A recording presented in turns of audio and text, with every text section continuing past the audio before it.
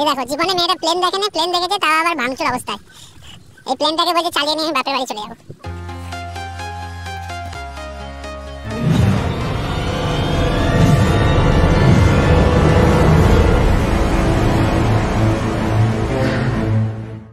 High friends, welcome to our channel you with me.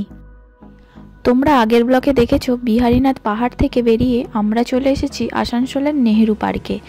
কিছু personal কারণের জন্য ব্লগটা ছাড়তে একটু দেরি হয়ে গেল। চলো পার্কে ঢোকা যাক।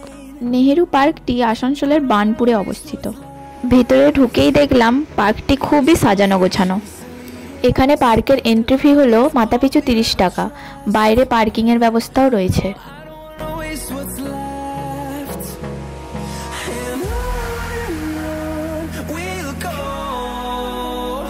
এখন তো তোমরা জানোই শীতকাল চলছে, আর শীতকাল মানেই চারিদিকে ফুলের সমাহার।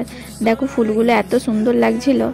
পার্কে একটা জিনিস দেখে আমাদের খুবই ভালো লেগেছিল, সেটা হলো দেখো এখানে একজন ভদ্রমহিলা কলসি করে পানীয় জল খাচ্ছে। এখানে কৃত্রিম উপায়ে ঝর্ণার সৃষ্টি করা হয়েছে।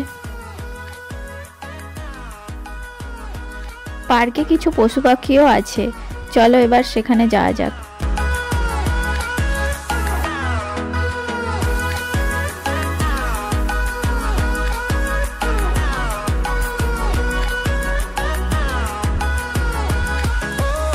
এই নেহেরু পার্কটি খুবই বড়, তবে কিছু কারণের জন্য পার্কটি অনেক বছর বন্ধ ছিল, তাই এই রকম অবস্থা। আবার নতুন করে খোলা হয়েছে। এখনও সব কিছু সংস্কার করা হয়ে ওঠেনি, তবে কাজ চলছে।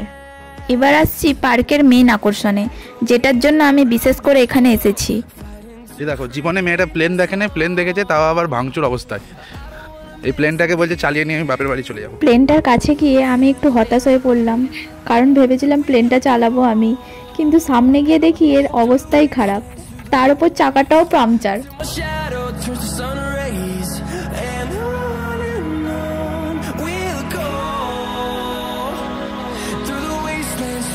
দেখো আমি কিন্তু সাথে করে হেলমেটও এনেছিলাম প্লেন চালাবো বলে।